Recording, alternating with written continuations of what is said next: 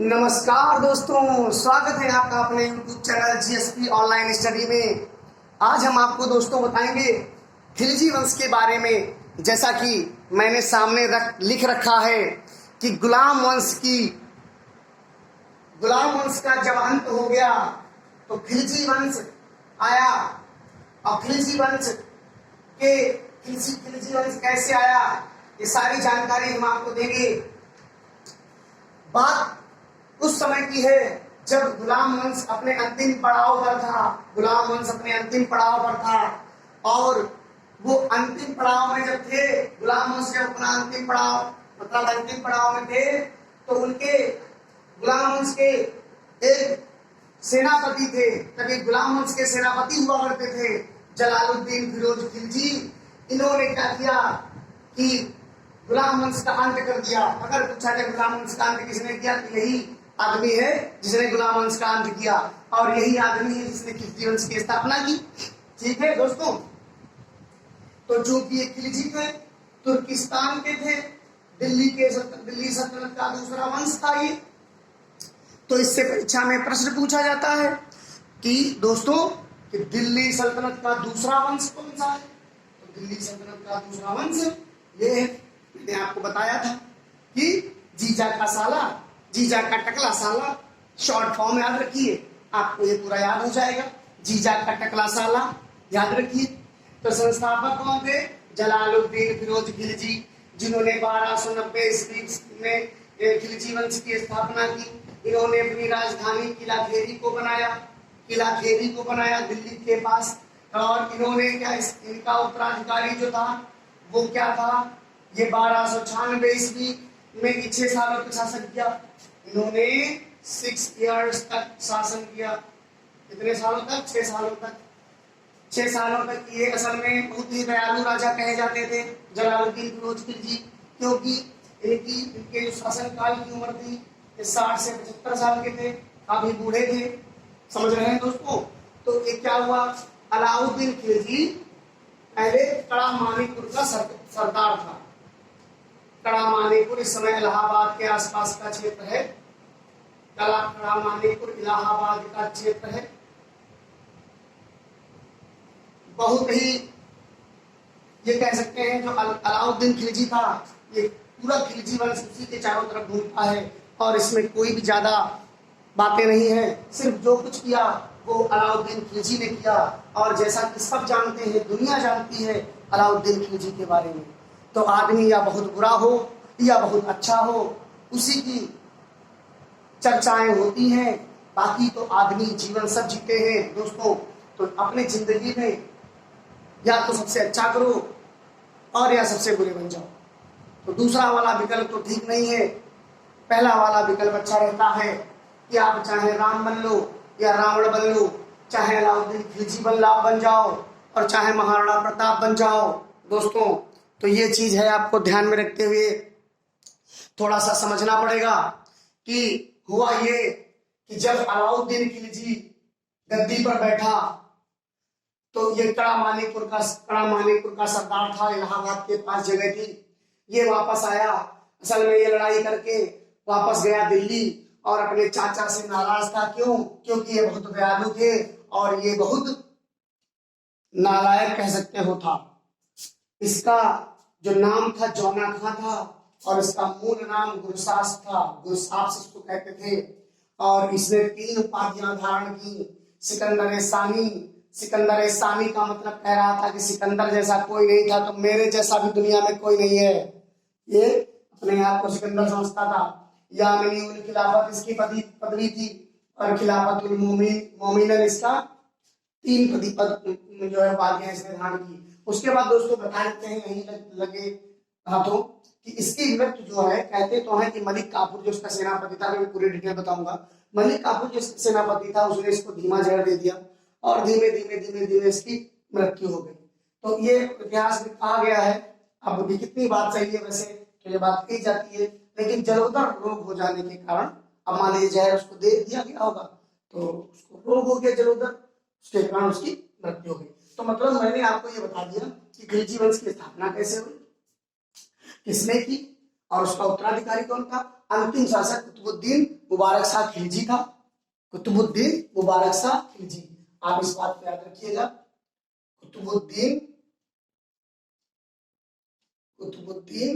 मुबारक शाह खिलजी। कुतुबुद्दीन मुबारक शाह खिलजी कौन शासक था? अंतिम शासक था। क्या था? अंतिम शासक। इसका जोना खान ने इसको मार दिया था, तो जोना खान को थोड़े दिन के लिए शासक रहे, फिर गयासुद्दीन तुगलक आ गया, तो फिर उसके बाद बात करेंगे। ये आपका आखिरी शासक था। ये बहुत ही रंगीला माना जाता था। देखिए सारी बातें खत्म कर लेते हैं, उसके बाद अलाउद्दीन के बारे में आराम से बात करेंगे। अलाउद्दीन के बारे में आराम से बात करेंगे, क्योंकि अलाउद्दीन ही का इतिहास इसमें खिलजी वंश में मुख्य माना जाता है। उसके द्वारा किए गए कार्य मुख्य थे, उसके द्वारा बनाई गई इमारतें, उसके द्वारा लगाए गए कार्य, ये सब आपको पूरा मैं बताऊंगा विधिवत रूप से। बस आपको पहले ये समझ लेना है कि इसका अंतिम शासक कुतुबुद्दीन मुबारक शाह खिलजी था। ये बहुत ही जो है कहते हैं कि पागल टाइप का कह लो, या सरकी टाइप का कह लो, या आप कहते हैं ना कि एक बात यहाँ पर आ जाती है कि बाप के गुण बेटे में तो दिखने ही लगते हैं। तो ये भी कौन कम थे रंगीले, जलालुद्दीन खिलजी। ये तो समलिंगी थे, इनको औरतें भी पसंद थी और आदमी भी पसंद थे। इन्होंने अपनी हरम में औरतें और आदमियों का जमावाड़ा लगा रखा था। उसी में से मलिक काफूर भी एक था। लेकिन मलिक काफूर तो समलिंगी था, लेकिन वो बहुत ही ताकतवर था, तो उसको अपना सेनापति बना दिया। बहुत प्रेम करता था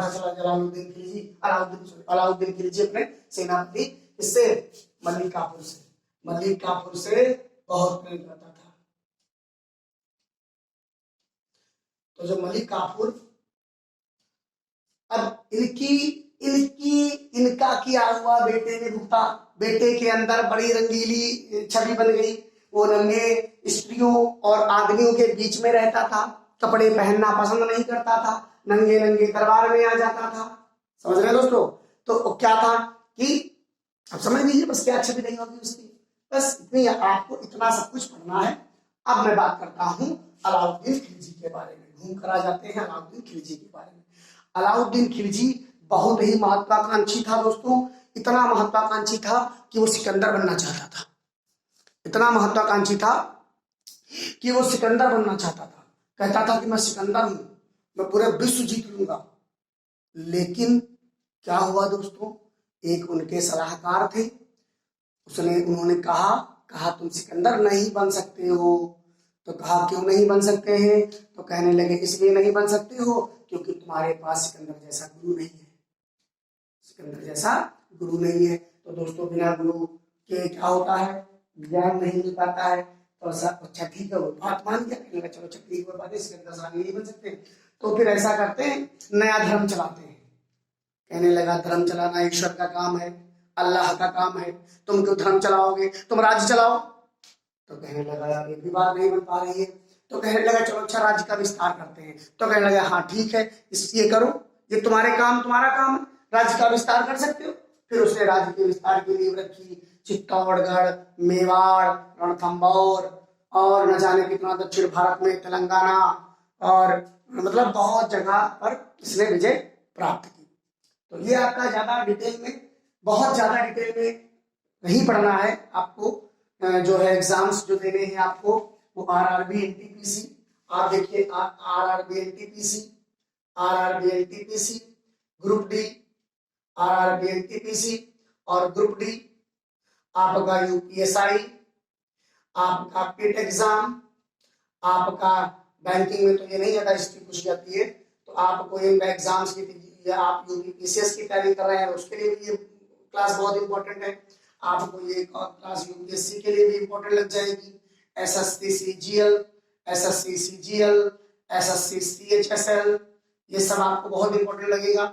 जीडी कांस्टेबल, इन सब के लिए ये क्लास हमारी बहुत इंपॉर्टेंट है। ठीक रहे दोस्तों, क्लास क्या है, बहुत इंपॉर्टेंट है। आप एक बार मित्रों समझिएगा कि इन सब एग्जाम्स की अगर तैयारी कर रहे हैं तो आप इसको अवश्य वीडियो को अंत तक देखिएगा। मैं बहुत अच्छी बातें बताऊंगा जो बहुत पेपर में पूछी जाती हैं। तो दोस्तों इतना मैं ऊपर का मैं बता चुका हूं, यहाँ तक पूरा एकदम क्लियर कर चुका हूं। तो मैं इसको मिटाने का प्रयास करता हूँ और मैं इसको मिटा देता हूँ।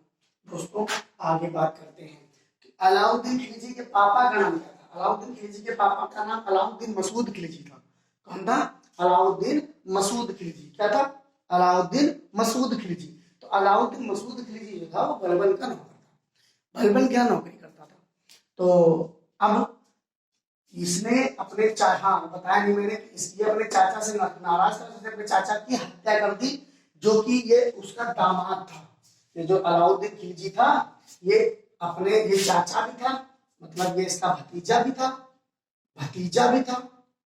भतीजा और दामाद दोनों था।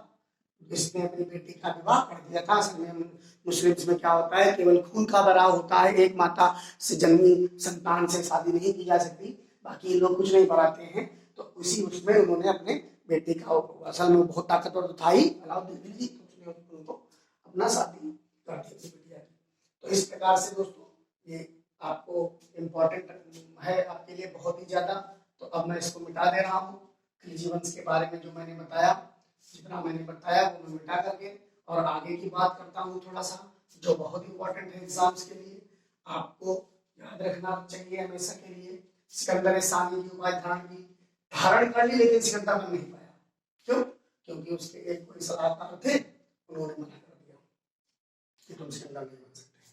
फिर उन्होंने क्या किया, अलाउद्दीन खिलजी ने बहुत सारे काम ऐसे किए जो बहुत ही सटीक थे, बहुत ही मतलब समझ सकते हो कि इतनी उसकी दूरदर्शी सोच थी, बहुत दूरदर्शी था। मैं तो कहा सबसे पहले उसने मूल्य नियंत्रण प्रणाली स्टार्ट की। अब ये खतरनाक प्रणाली थी दोस्तों।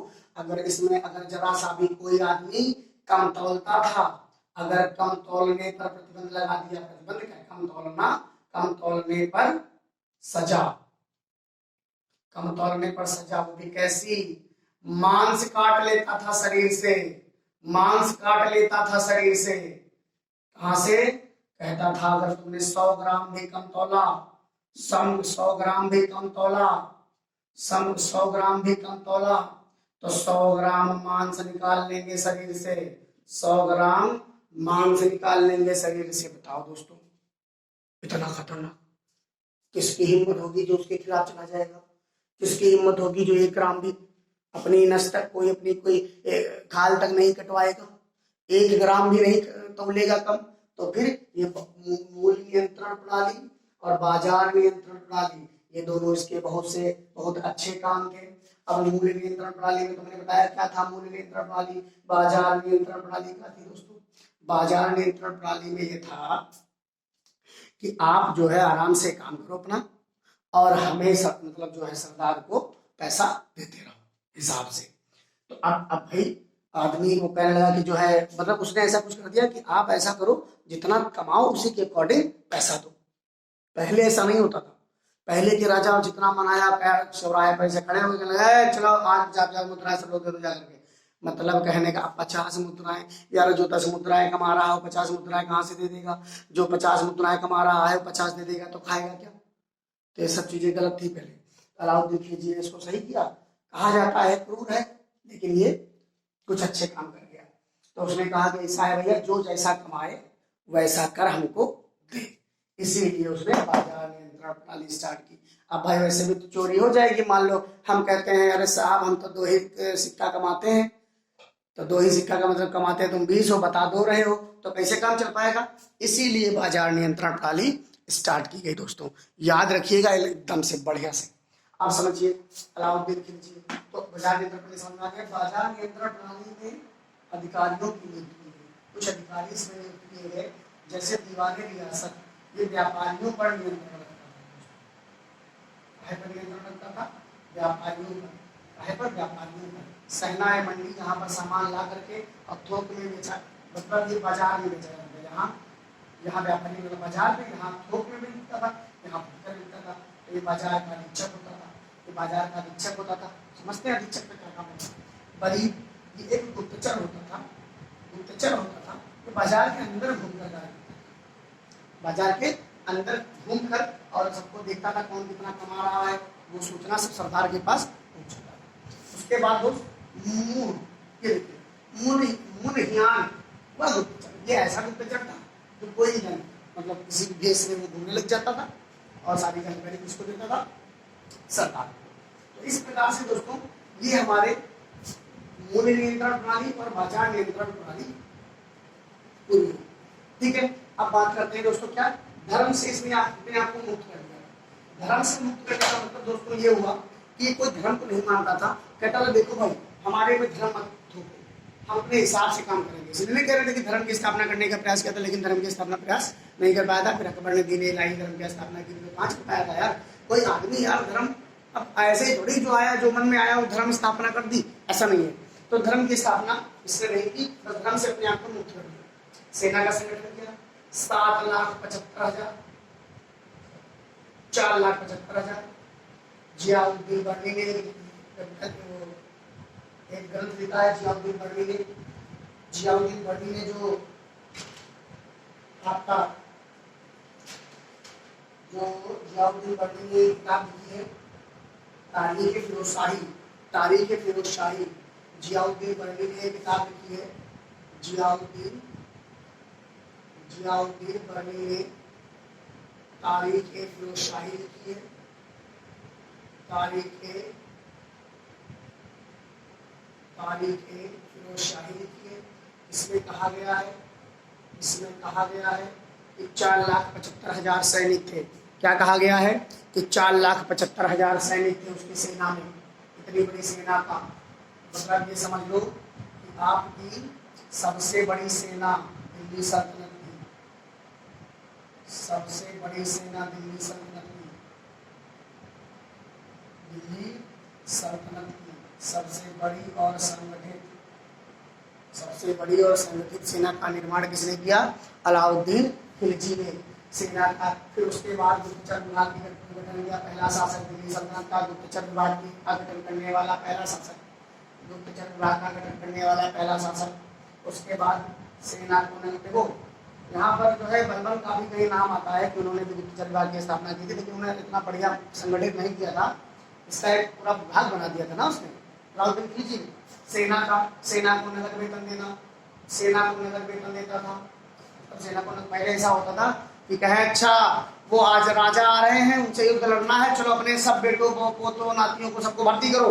भर्ती कर दिया, अगर जीत गए तो कहने चलो जमीन तुम्हारी, वो जमीन तुम्हारी, वो तुम्हारा ऐसे दे दिया। लेकिन इसने क्या किया? ऐसा कुछ नहीं है, हम पैसा देंगे, मेरे पास रहो, मेरे साथ रहो, परमानेंट रहो। क्यों? क्योंकि भाई वो वाले सैनिक न तो संगठित थे न तैयार थे, तो कहाँ वो लड़ पाएंगे। तो फिर उन्होंने कहा चलो ठीक है, तो उसने फिर घोड़े दागने और सैनिकों का हुलिया रखने। ये दोस्तों क्या है? घोड़े दागने का मतलब घोड़ों पर मोहर लगा दी जाती थी, घोड़ों पर मोहर लगा दी जाती थी, घोड़ों पर मोहर लगा दी जाती थी। घोड़ों पर क्या कर दिया जाता था दोस्तों? मोहर लगा दी जाती थी, ताकि अगर हम जैसे मान लीजिए ना युद्ध हार गए या युद्ध जीत गए तो आदमी दूसरा न कह पाए एक घोड़ा मेरा है हमको दो, तो वो मोहर अपनी लगाने लगा। सैनिकों को ड्रेस देने लगा, क्या प्रॉपर ड्रेस हो चाहिए। Without dress we can not identify who are you, so you will have to put up the dress. Okay, dress में लड़ोगे तो मैं समझ जाऊंगा कि मेरे सैनिकों ने, पता चला सैनिक आपस में बैठ गए, हम तुमको काटने लगे हैं। तो इस प्रकार सैनिकों का हुलिया रखने का। शराब पर प्रतिबंध लगा दिया। ये क्यों लगाया? क्योंकि दोस्तों बात यह है कि उसको लगा विद्रोह हो गए इसके समय में 2-3, तो इसको लगा यार ये लोग शराब पीते हैं, शराब पीने के लिए एक जगह इकट्ठा होते हैं, फिर शराब के नशे में राजा के खिलाफ षड्यंत्र करते हैं, तो ऐसा करो शराब पर प्रतिबंध लगा दिया। शराब पर प्रतिबंध लगा दिया, लेकिन ऐसा हुआ कहने लगा अच्छा ऐसा है 20-25 किलोमीटर दिल्ली से दूर चले जाओ, एकांत में बैठ के पीना, हाँ हमको पता ना चले। तो फिर उसने थोड़ा सा सामूहिक सार्वजनिक स्तर पर शराब और पार्टियों में नहीं शराब पी सकते। सांस्कृतिक कार्यक्रम पर रोक लगा दिया। सांस्कृतिक कार्यक्रम का दोस्तों मतलब यहाँ है पार्टी जैसे विवाह है, मुंडन है, जन्मदिन है, ये सब ना मनाओ, ये सब ना मनाओ। अगर मनाओ तो पहले हमसे पूछो। अलाउद्दीन खिलजी ने कहा था हमसे पूछो तब मनाओ, ऐसे नहीं मनाने देंगे। ऐसे मनाते हो तो जीजा और चाचा और फूफा और नाना और बुआ और दादी सब एक पास इकट्ठा हो जाते हैं और फिर उसके बाद हमारे खिलाफ षड्यंत्र करते हो। हटाओ, ऐसा नहीं हो पाएगा, सब नहीं चल पाएगा। तो उसने क्या किया? इस सब कार्यक्रम पर रोक लगा दिया। दान में दी गई जमीनों को वापस लेकर सरकारी बना दी। दान में जो जमीनें लोगों के पास थी वही बताया, जीत के आते थे युद्ध वगैरह, तो दान में जो जमीनें दी जाती थी उनको क्या करता था, वापस लड़ाओ, जब नहीं चल पाएगा दान वाली जमीनें हमको लाओ, हम अपनी सेना को वहाँ रखेंगे, अनाज उगाएंगे, खिलाएंगे, उनको पिलाएंगे, सबकी आपूर्ति करेंगे। ये सब चलते रहा। तो इस प्रकार से अलाउद्दीन खिलजी ने इतने सारे अच्छे अच्छे काम किए। अब दोस्तों हम आपको बताते हैं कि अलाउद्दीन खिलजी ने कितने कर लगवाए और कौन कौन सी बिल्डिंग्स बनवाई।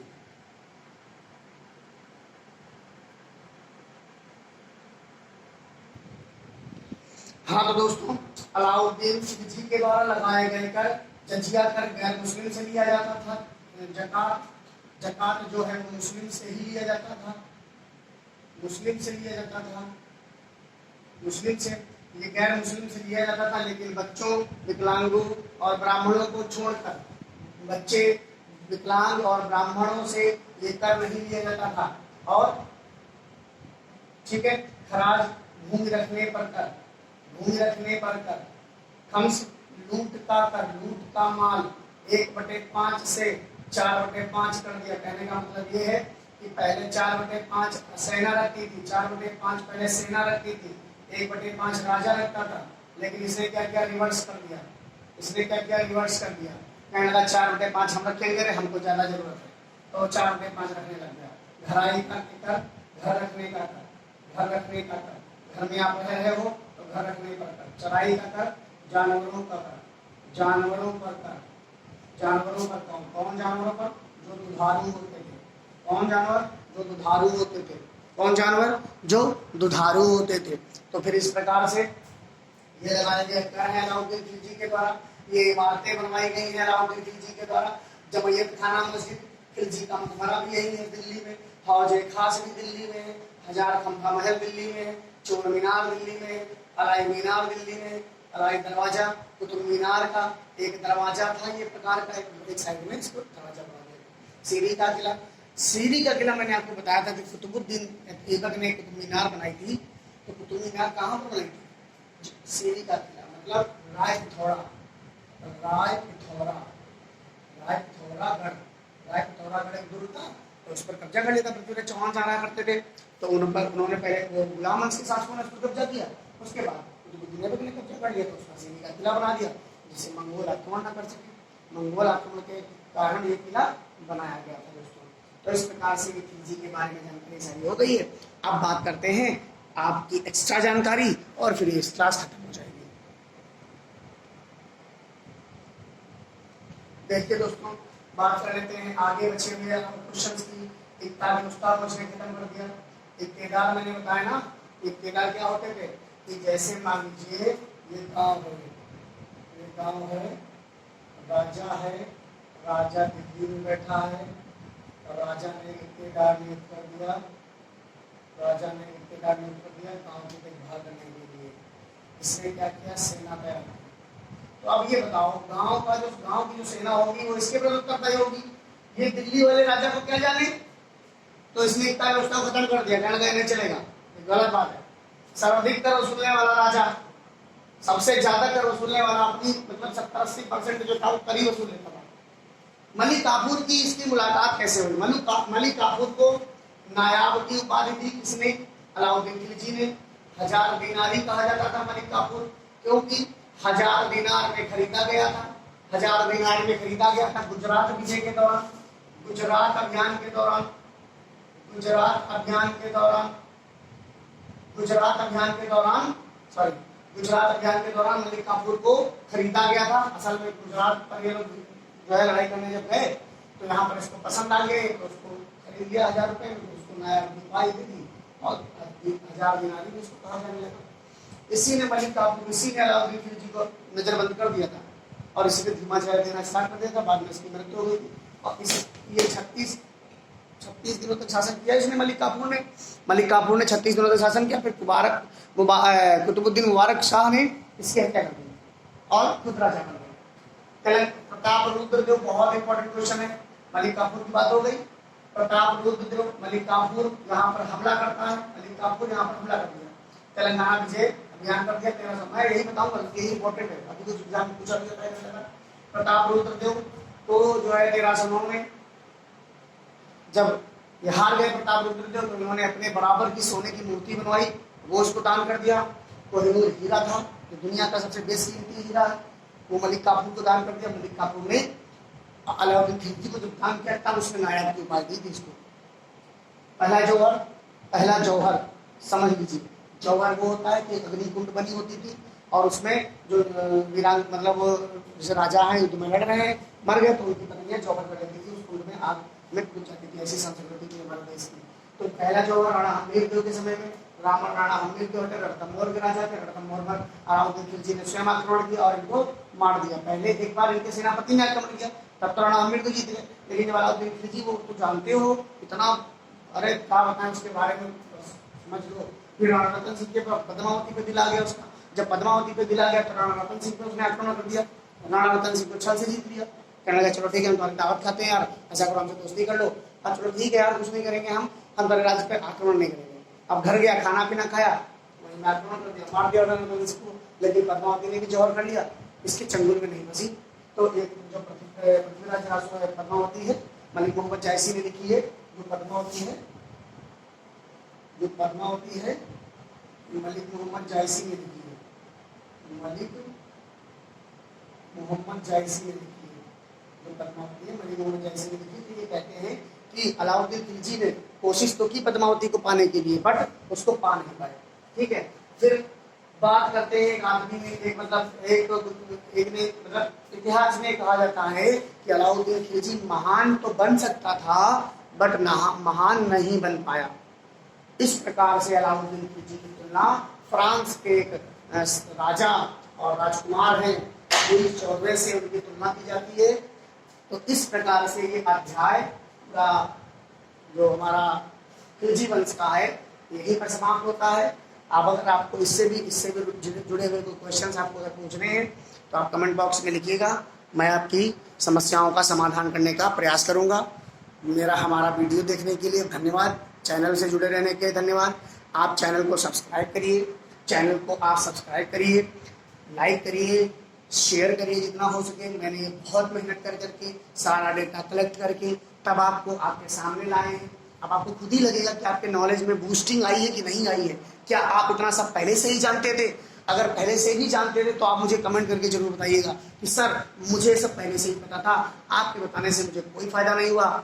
और अगर आप मेरे बताने से अगर आपको जरा सा भी फायदा हुआ हो तो आप कमेंट करके वो भी बताइएगा, ताकि हमारा उत्साह बना रहेगा और आप दूसरी वीडियो को आप अगले बार में तुगलक वंश के बारे में आपको पूरी जानकारी प्रदान की जाएगी। धन्यवाद।